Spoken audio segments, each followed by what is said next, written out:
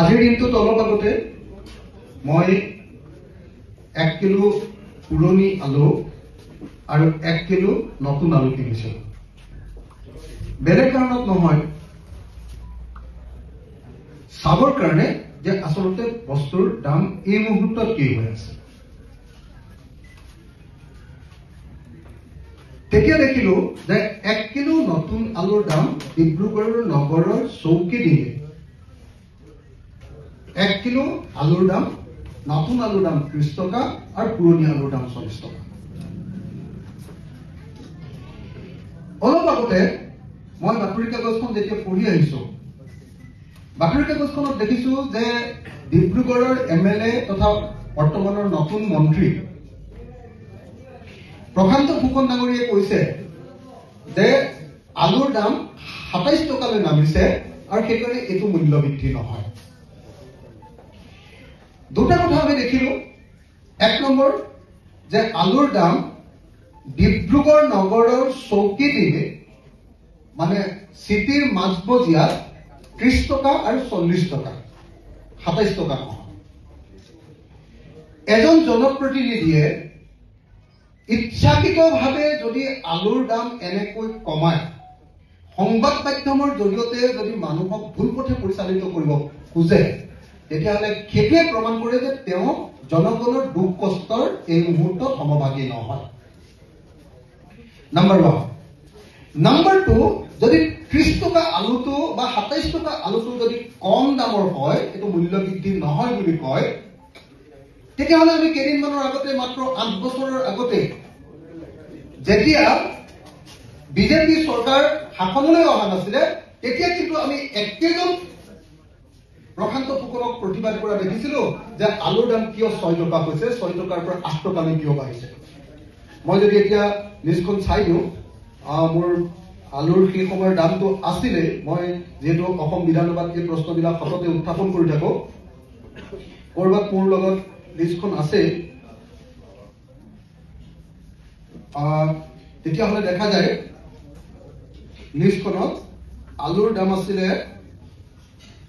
Cement, গৃহ নিৰ্মাণ, মিঠাতেল, চুজি, মাছ, শাক পাচলি, বন্ধাকবি, বেঙেনা, বিলাহী, ভাতকেৰেলা, জলকীয়া, তিয়ঁহ, কচু, গাজৰ, আলুৰটো ইয়াত নাই নেকি।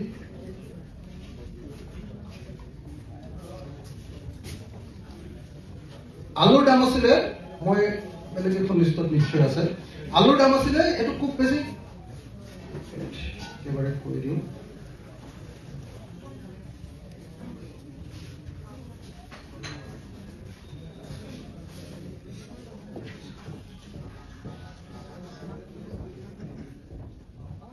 আলুৰ দাম আছিলে তেতিয়া 20 টকা। আমি দেখিছিলো যে বিজেপিৰ মানুহবিলাকে পিঁয়াজৰ মালা পিন্ধিছিলে খুব। এতিয়াও পিঁয়াজৰ দাম এই মুহূৰ্তত, আজিৰ দিনটোত পিঁয়াজৰ দাম 70 টকা। এই মুহূৰ্তত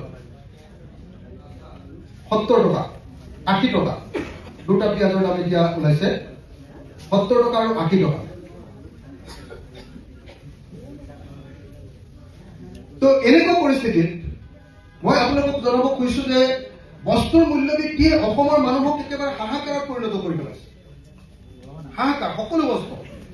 যদি এটা বস্তুৰ দাম চাওঁ, তেতিয়াহ'লে যদি দেখো, মই ইয়াত লিষ্টখিনি গোটেইখিনি গাই থাকিব খোজা নাই, যেতিয়া বিজেপি চৰকাৰৰ শাসনলৈ আহিছিলে, তেতিয়া এটা গেছ চিলিণ্ডাৰৰ দাম আছিলে 414 টকা। 414 টকা। অকল কথা নাপাতিলে ভাল পাম ভাইটি। 414 টকা গেছ চিলিণ্ডাৰটোৰ দাম বাঢ়ি গৈ 1152 টকালৈকে বৃদ্ধি পালে।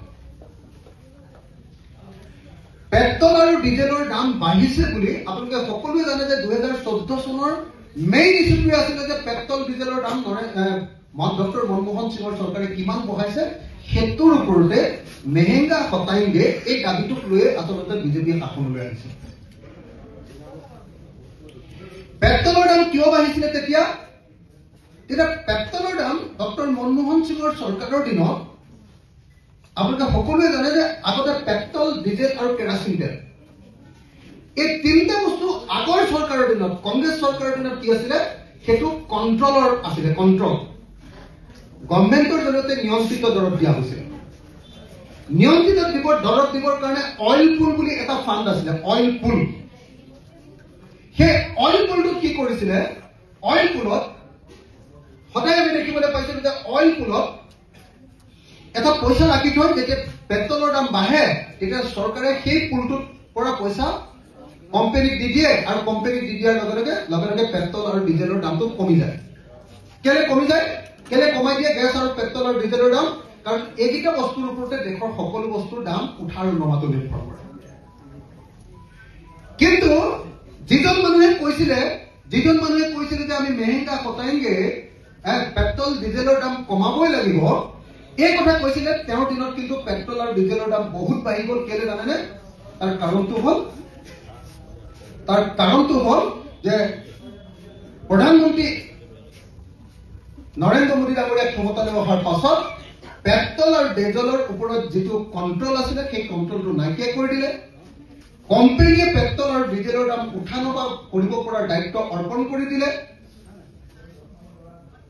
কণ্ট্ৰল মানে এতিয়া কোম্পানীয়ে পেট্ৰল আৰু ডিজেল আপোনালোকে দেখিছে যে প্ৰত্যেক দিনে যে উঠে আৰু কমে, সেইটো কিয় কৰিলে?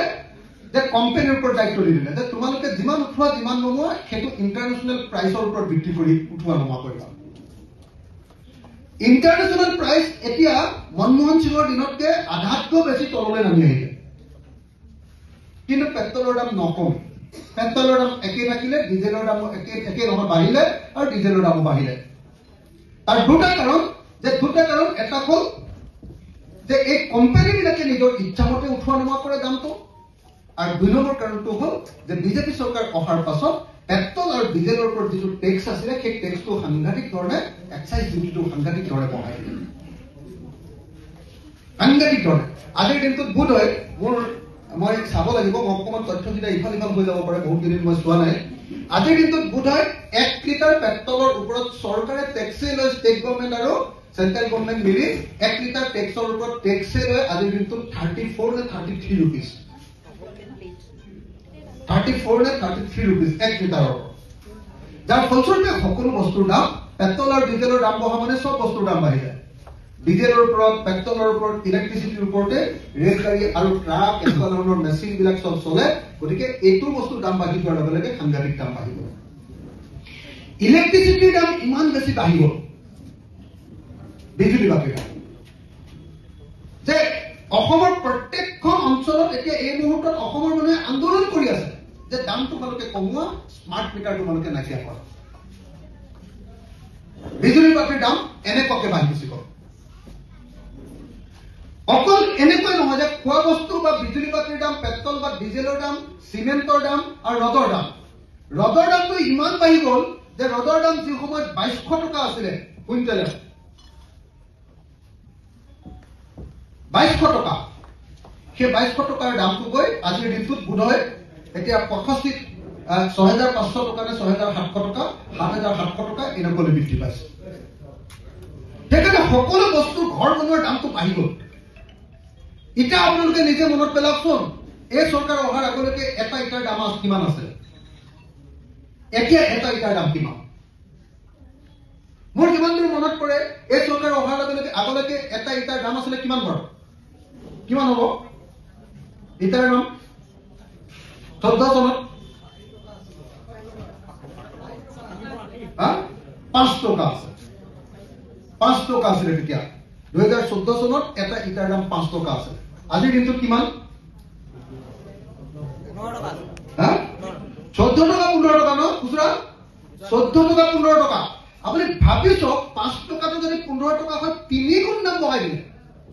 3 গুণ। আমাৰ কাৰণে, সাধাৰণ মানুহবিলাকৰ কাৰণে এইকেইটাইতো মেইন বস্তু। চিমেণ্ট, ৰড, ইটা, টিন, ঘৰ বনাবৰ কাৰণে, পেট্ৰল, ডিজেল, গেছ চিলিণ্ডাৰ, এইকেইটা।